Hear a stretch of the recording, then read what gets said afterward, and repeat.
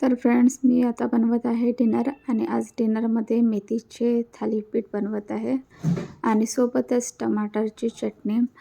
तर आता त्या दिवशीच मार्केटमधनं मी आणलेले होते मेथी, टमाटर वगैरे. तर हे बघूनच, मेथी बघूनच इच्छा झाली की मेथीचं थालीपीठ बनवावं म्हणून. तर तेच बनवत आहे. तर तव्यावरती टमाटर आणि मिरची ठेवलेले आहे.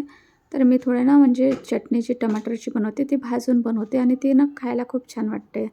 तर आता सोबतच लसूण पण भाजून घेईन, यामुळे टेस्ट खूप छान येते. तर आता वरून थोडंसं तेल टाकून घेतलेलं आहे आणि हे ना झाकून ठेवायचं.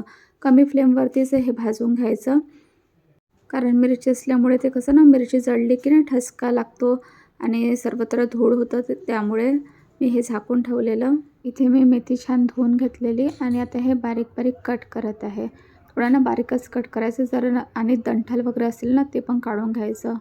यामध्ये जर कोवळे डंठल असेल तर चालेल, पण जे एकदम मोठे मोठे असतात ना ते बिलकुल टाकायचं नाहीत. नाहीतर मग ना थालीपीठ खाताना ते एकदम कच्चं कच्चं वाटते. तर आता मी इथे मिक्सरचं भांडं घेतलं. इथे मी मिरची टाकलेली आहे, हिरवी मिरची 2, त्याच्यानंतर 4 लसणाच्या कड्या टाकलेल्या आणि इथे टाकत आहे अद्रक. तर थोडं तिखट जर तुम्हाला स्पायसी पाहिजे असेल तर मिरचीचं प्रमाण तुम्ही थोडं वाढवू शकता. यामध्ये मी हे जे मेथी कापलेली आहे हे टाकून घेत आहे आणि इथे अर्धा चम्मच जिरं आणि थोडं पाणी टाकून मी हे मिक्सरमध्ये वाटून घेणार आहे. आणि हे एकदम बारीक वाटून घ्यायचं, कारण यामध्ये अद्रक आहे ना, त्यामुळे जर हे बरोबर वाटलं गेलं नाही तर अद्रकनं खाताना लागेल आणि मग त्याचा टेस्ट चांगला येणार नाही. आणि इवांशी खूप रडत होती झोपेसाठी, तर तिला झोपून दिलेलं. आता ती झोपलेली आहे. तर आता थालीपीठ बनवते मी, कारण इवांशीला कसं थोडा पण आवाज आला तर ती कधी उठेल काही सांगता येत नाही. लवकरच तिची कधी झोप होऊन जाते. तर आता जे मिक्सरमधून वाटलेलं होतं ते मी एका बाउलमध्ये काढलेलं आणि हे आहे मल्टीग्रेन आटा. यामध्ये आहे ज्वारी, बाजरी, नाचणी, अख्खा मूग आणि अख्खं चणा आहे. तर हे 1 वाटी घेतलेलं आहे आणि 1 वाटी गव्हाचं पीठ घेतलेलं. त्यानंतर तिखट टाकलेलं, हळद आणि मीठ टाकलेलं आहे. तर टेस्टनुसार टाकायचं. आता इथे तेल टाकलेलं आणि कलौंजी टाकत आहे. जी मेथी आपण बारीक कट करून घेतलेली होती ते आता सर्व यामध्ये टाकून देत आहे आणि आवश्यकतेनुसार पाणी टाकायचं आहे. तर हे जे थालीपीठसाठी मी पीठ बनवत आहे तर ते लाटता येईल अशातनं नाही बनवणार आहे. जे आपण इझिली फैलवू शकू हाताने, तर तशातनंच बनवत आहे. कारण मला आज ना लाटायचा वगैरे कंटाळा आला होता आणि जास्त वेळ उभं राहायची इच्छा होत नव्हती, म्हणून मग झटपट बनेल असेच थालीपीठ बनवत आहे. तर इथे मी पाणी टाकून ना थोडं हलकं गाढसं असं मिश्रण बनवून घेईल. खूप जास्त पातळ पण नाही, हलकंसं, म्हणजे ते हे कसं ना मिश्रण हाताने आपण फैलवू शकू अशातनं आहे. तुम्हाला जर वाटत असेल स्पूनने जर फैलवायचं असेल तर थोडं मग हे याच्यापेक्षा थोडं पातळ करायचं. तर आता अशातनं मी हे मिश्रण बनवलेलं आहे. टमाटर आणि मिरची थंड झालेली आहे, तर टमाटरचे हे वरचे साल काढून घेते. हे इझिली निघत असतात. आणि अशी भाजून बनवलेली टमाटरची चटणी ना चपातीसोबत, भाकरीसोबत पण खूप छान वाटते. मी जेव्हा पण म्हणजे टमाटरची चटणी बनवायची झाली ना तर मी अशी भाजूनच बनवते. हे कसं झटपट पण होते आणि खायला पण टेस्टी वाटते. तर याचे साल मी आता काढून घेतलेले आहेत. तर आता मी हे कटरमध्ये बारीक करणार आहे.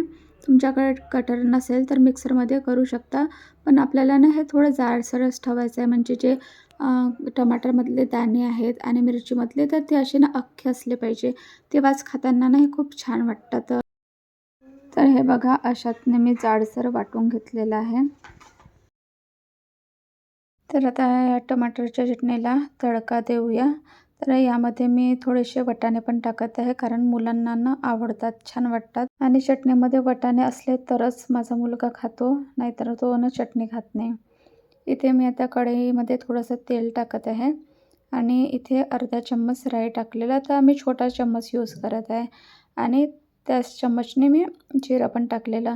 इथे पातीचा कांदा टाकलेला आणि मटार टाकलेले. तर मटार ना एकदम कोवळे आहेत, तर जास्त इथे पकवायची गरज नाही, लवकर सॉफ्ट होऊन जातात ते. थोडीशी हळद टाकलेली आहे आणि आता टमाटरचं जे वाटण आहे ते आपण इथे टाकून देऊया. तर टमाटरचं पाणी जोपर्यंत चांगलं सुकत नाही तोपर्यंत आपल्याला हे पकवून घ्यायचं आहे, नाहीतर ना चटणी एकदम अशी पाणी पाणी वाटेल. तर यामध्ये मी थोडंसं आता मीठ टाकत आहे आणि थोड्या वेळ मी झाकून ठेवून देईल, म्हणजे छान हे पकल्या जाईल. तसं तर जास्त काही पकवायची गरज नसते, पण कसं ना टमाटरला पाणी सुटते ना, तर ते पाणी ड्राय होणं गरजेचं आहे. तर आता बनवून घेते मी थालीपीठ. तर थालीपीठ लोखंडाच्याच तव्यावरती बनवत आहे. मी जास्त लोखंडाच्या तव्याचा जास्त यूज करते. नॉनस्टिकचे भांडे मी खूप कमी यूज करते. आणि हे थालीपीठ जे आहे हे लोखंडाच्या तव्यावरती पण इझिली निघतं. तर आता मी आधी तवा छान गरम करून घेतलेला आणि आता तेल लावून घेत आहे. आणि आता असं मिश्रण टाकून घेईल, तर हे थोडं बघा गाढ आहे. तर त्याच्यामुळे मी हाताने हे फैलवणार आहे. तर हाताने जेव्हा पण फैलवायचं असेल, तर आधी पाणी हाताला लावून घ्यायचं आणि फैलवून घ्यायचं. यामुळे हे थालीपीठ छान फैललं जातं आणि मस्त असे पातळ थालीपीठ बनतात. तुम्हाला जर हातांनी जमत नसेल, तर स्पूननी जर करायचं असेल, तर हे बॅटर ना थोडं पातळ करायचं, म्हणजे ते स्पूननी छान फैललं जातं. तर आता हे छान पकू द्यायचं. तर इथनं वरून मी थोडे तीळ टाकते, म्हणजे हे खाताना अजून छान वाटतं. आणि वरून तेल लावून घ्यायचं. दोन्ही साईडनी छान खरपूस पकू द्यायचं. तर एक साईड चांगला पकलेला आहे. आता दुसऱ्या साईडने पण पकवून घेते. तुम्ही तेलाच्या ऐवजी बटर किंवा तुपाचा पण वापर करू शकता. तर इथे मी ना आज तेलचा वापर केलेला आहे. तर हे बघा छान पकलेले आहेत आणि असेच मी बाकीचे पण करते. तर आता स्पूननी कसं करायचं ते सांगत आहे. तर मी मिश्रण जसं गाढ होतं तसंच ठेवलेलं आहे. पण तव्याला ना मी आता ऑइल नाही लावलं. कारण जर तव्याला ऑइल लावलं असतं तर ते बरोबर फैलत नाही. तर अशा प्रकारे मी स्पूननी फैलवून घेत आहे. आणि हे जर बरोबर फैललं नाही ना, तर मग थालीपीठ थोडे जाडसर होतात. ते खायला चांगले नाही वाटत. थालीपीठ पातळ असल्यानं तर अजून छान वाटतात.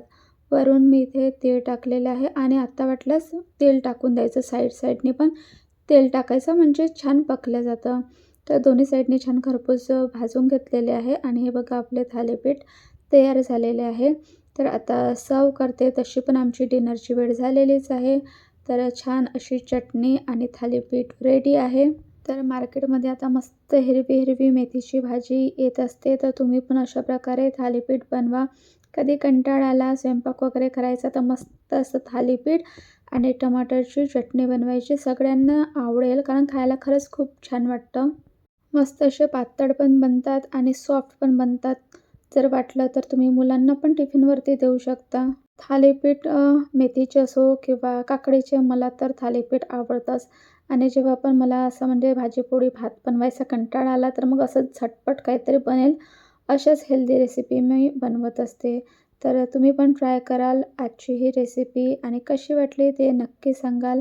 तर आता मी जाते मुलांसोबत जेवण करायला. इशिन पण वाट बघत होता, त्याला लागलेली आहे भूक. आणि इवांशी पण झोपेतून उठलेली आहे, तर तिला चारून देते. तर ती कसं ना भाजीमधले वाटाणे आहेत तेच खाते. टमाटरची चटणी थोडी स्पायसी आहे, कारण मिरची टाकली होती ना, हिरवी मिरची, तर ते थोडे स्पायसी होते. तर हे तर इवांशीला जमणार नाही.